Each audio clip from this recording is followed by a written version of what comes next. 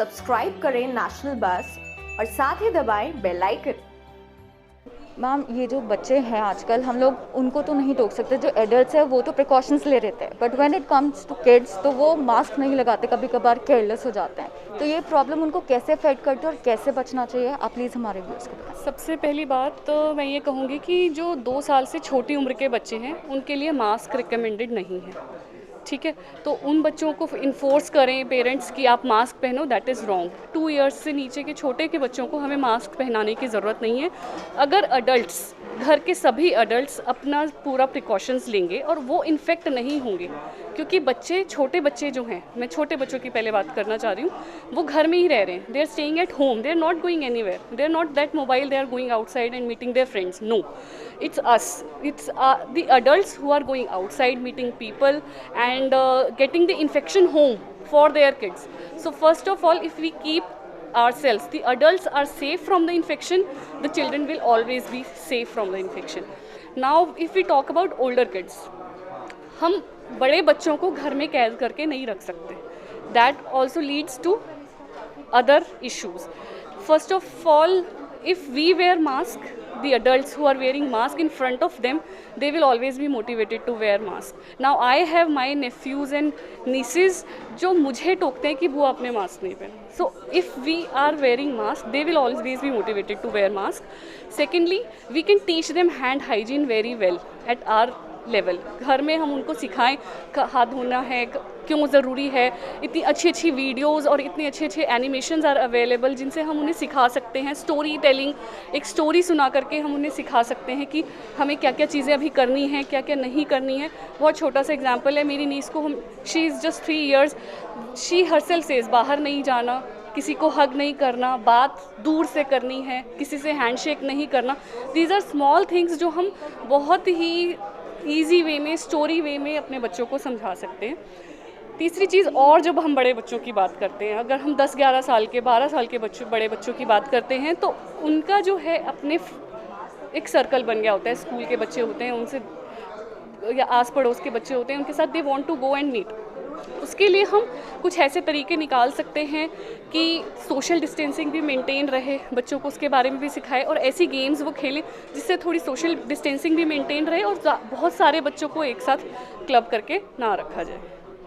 Doctor, ये तो बात थी सोशल डिस्टेंसिंग की कि आजकल बच्चे बाहर नहीं जा रहे हैं, स्कूल शट डाउन है, बाहर नहीं कर रहे हैं, लेकिन जब बात आती है बाहर खाने पीने की, हम बच्चों को बाहर जाने से रोक सकते हैं लेकिन खाने से नहीं रोक सकते. कोविड फैलता है कंटामिनेटेड फूड, वाटर से भी. प्लस आजकल जो दिक्कत आ रही है वो ये है कि बच्चों पे दिमागी प्रेशर बहुत पड़ रहा है कि हमें ये नहीं करना, और जो एसिम्प्टोमेटिक है उनके लिए आप क्या कहना चाहेंगे?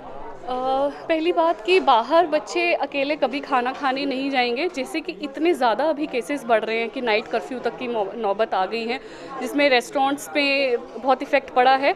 बहुत सारी चीज़ें हैं जो हम कर सकते हैं, जहाँ पर हम, जो भी गवर्नमेंट ने नॉर्म्स निकाले हैं कि रेस्टोरेंट्स में 50% ही ऑक्यूपेंसी हो, तो if we take care of that and we do point out that if the sanitization is proper और not at that place, and you keep your hand sanitization before eating, you do hand sanitization. First of all सबसे important तो यही है, हम जितना ज़्यादा avoid कर सकें. बाहर जाना है, बाहर का खाना है, आप बेटर है आप ऑर्डर कर सकते हैं. ऑर्डर करके फूड को पहले थोड़ा सैनिटाइज़ कर सकते हैं, होल्ड कर सकते हैं, माइक्रो में गर्म कर सकते हैं, and then you can have the food. But अगर हम खुद ही बाहर जाकर बिना हैंड हाइजीन का ध्यान रखे हुए, बिना सोशल डिस्टेंसिंग का ध्यान रखते हुए आइसक्रीम खा रहे हैं, खाना खा रहे हैं, भीड़ में खड़े, तो बच्चों को तो एक्सपोजर हो गई. God forbid if a kid comes in contact of this virus, and if he or she gets COVID positive, what after that? So first of all, जितनी भी स्टडीज़ हुई हैं, इवन बाहर हुई हैं, इंडिया में हुई हैं, जो मैंने 32 में भी अपनी सीनियर रेजिडेंसी के थ्रू आउट पूरे लास्ट ईयर देखा है, बच्चों में कोविड बहुत कम हो रहा है. ठीक है, तो ये एक बहुत ही अच्छी चीज़ है. They are already immune to, kind of immune to, they are not having as much as infections.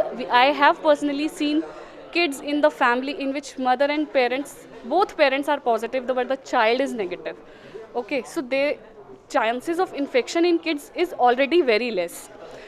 But if God forbidden they get infection, there are two things which can happen. One is they can be asymptomatic, not having any symptoms. They can definitely very safely stay at home with their parents.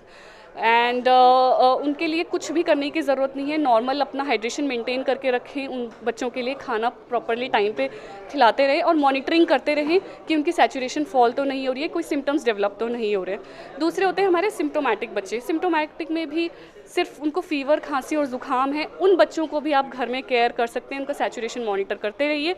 लेकिन जहाँ पर भी आपको लगता है कि बच्चे को सांस में दिक्कत आ रही है या उसकी सैचुरेशन फॉल हो रही है, बच्चा खा नहीं पा रहा है, तो तुरंत उसको अस्पताल लेकर के जाना और भर्ती कराना बहुत बहुत ज़रूरी है। अगर स्पेशलिस्ट की बात हम लोग माने तो कोविड से काफ़ी अच्छे से लड़ सकते हैं। हम लोगों का तो बस यही कहना है, stay safe, stay healthy. Camera person Balwinder Arya के साथ प्रकृति राहुल शर्मा, नेशनल बस के लिए। नेशनल बस पर लेटेस्ट न्यूज और एंटरटेनमेंट वीडियोस देखने के लिए सब्सक्राइब करें, लाइक करें, कमेंट करें और शेयर करें। Thanks for watching.